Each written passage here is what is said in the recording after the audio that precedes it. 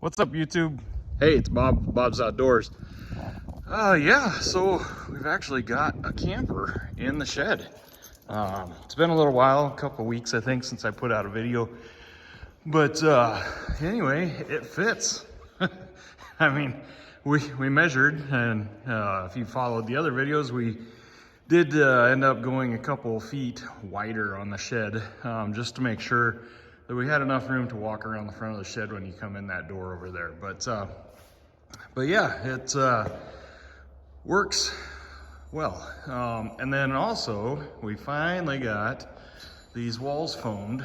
The guy that did them did a really nice job. Pretty happy with that.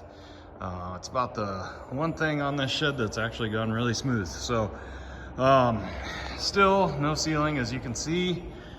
We did bring in the steel from outside. There's the 12-foot sheets there, and then the 18s are over here. So yeah, a little update, I guess, on this deal here.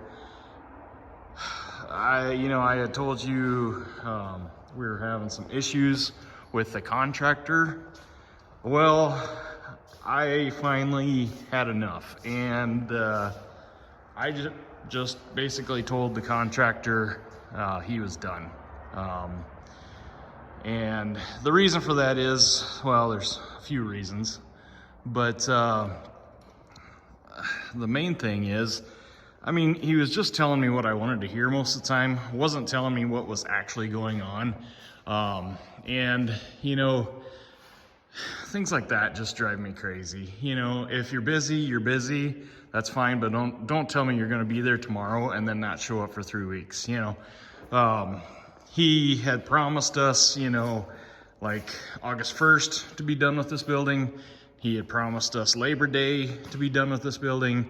Well, as you know, we're going on Christmas and we're not done with this building. The thing that finally, I guess, broke the camel's back, or whatever you want to say, was the electrician was here wiring, and him and I were talking, and somehow it came up what he had agreed to do the building for, do the wiring for, and the number that I had, or that I was told by the general, the one that I got rid of, was different, obviously, than what the electrician knew. And he said, well, if that's the price that he told you, he's like, I'm just gonna pack up and leave. He said, I can't afford to do it for that.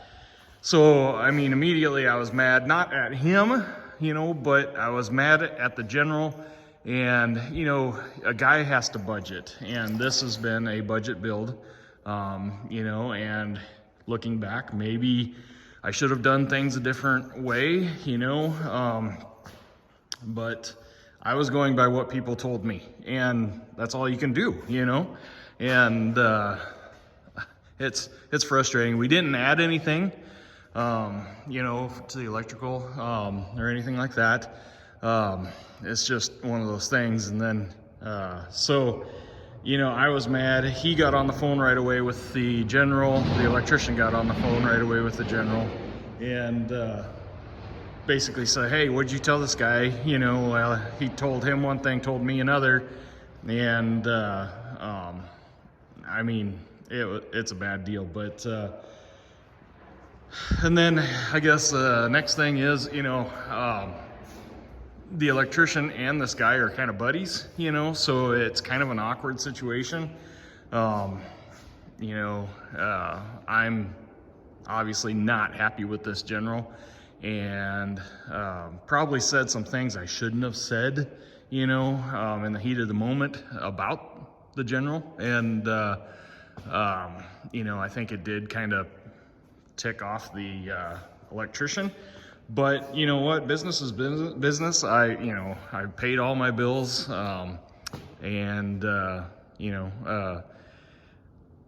only bad part about that is I think maybe put me on the back burner for the rest of my electrical. I mean, everything is roughed in. All the wiring is here.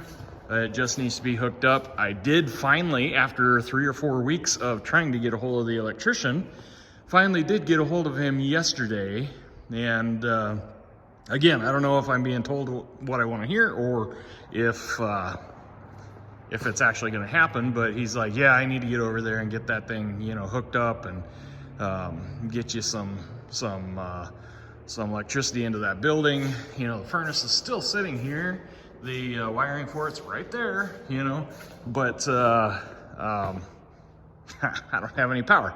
And, you know, I paid the guy for the furnace because, I mean, he brought that 2 months ago and it's still sitting here. And I called him, I said, hey, I feel bad, you know, let me at least pay you for the furnace. And then, you know, when you actually do the install, I'll pay you for that. So he was fine with that and thankful and appreciated that. And so he's not sitting on that bill, you know. But I tell you what, it's just, I'm stressed out. I'm tired of it. I kind of, honestly, I mean, it'll be nice when it's done. That's what I got to keep telling myself. But I am just, I don't know.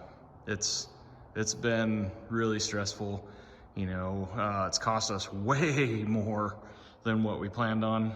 And I mean, the foam alone was $6,400 more than what we planned. You know, and you don't budget for that. I mean, obviously, I probably should have, but you know, who'd have thought? And okay, let me show you a couple more things here that I had a contractor that I probably should have gone with come and look at the ceiling issue here and see if he wanted to do the ceiling.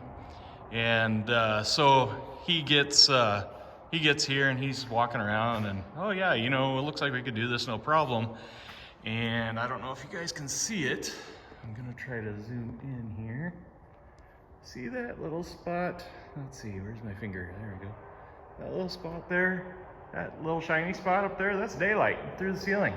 Where the general, when he was putting on the ceiling, missed the board, and so there's a hole right through the rib there. At least it's on the rib.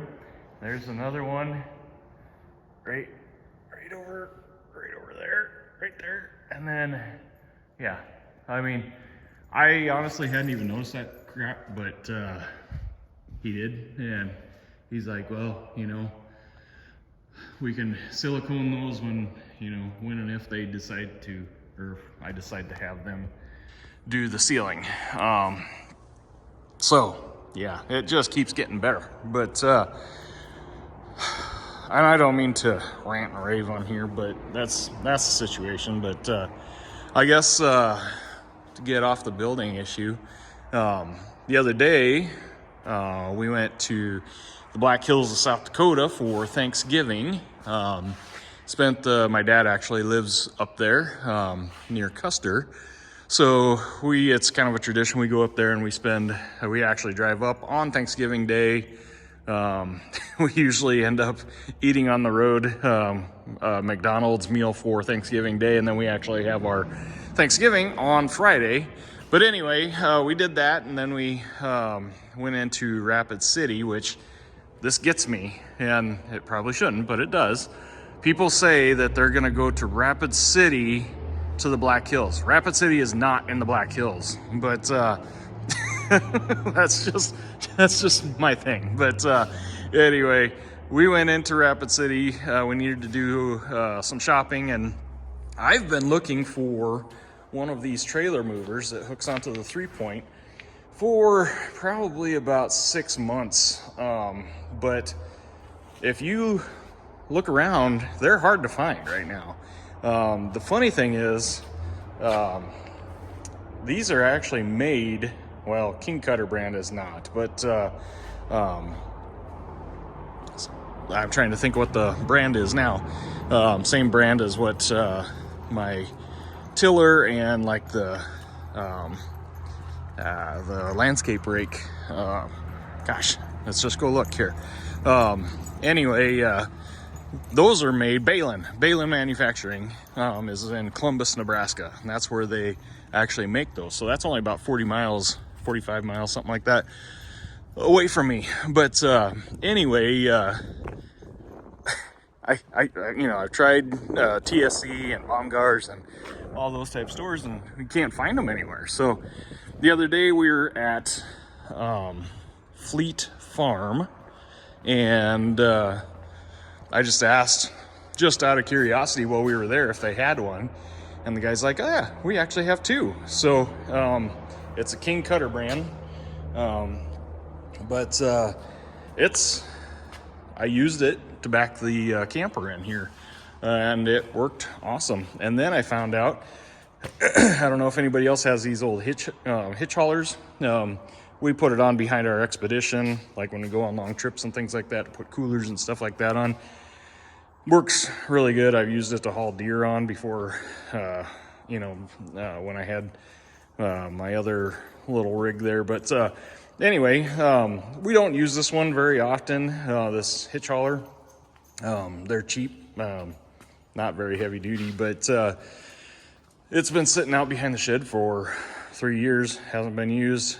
So the other day I was like, you know what, had a branch fall down in the wind, and so I put the Wicked Everything Attachments Wicked 55-inch grapple, put that on, and threw the saw and the sawzall, or saw haul, excuse me, and threw this on, and actually the salvageable wood that came out of those two branches, I was able to stack on this thing and haul it back in that. So it actually worked really slick. So I'll probably use this quite often, this setup here. But yeah, I mean, we've got 900 and, I'm just estimating here, empty weight on the camper ball is 863 pounds. And I'm guessing I've probably got about 100 pounds between the extra battery and then just things in the front of the camper. So I'm saying, 963 or close to 1,000 pounds. And this thing handled it great. It worked out awesome. We came around the corner down there, and I went out this little driveway here and then just backed straight in, and having the tractor on there works so nice because you can make small little adjustments on there, and it works really good. But yeah, I guess that's the newest addition for equipment around here. Nothing too exciting or anything like that, but anyway, yeah, that's it. I'm going to make this somewhat short, I guess.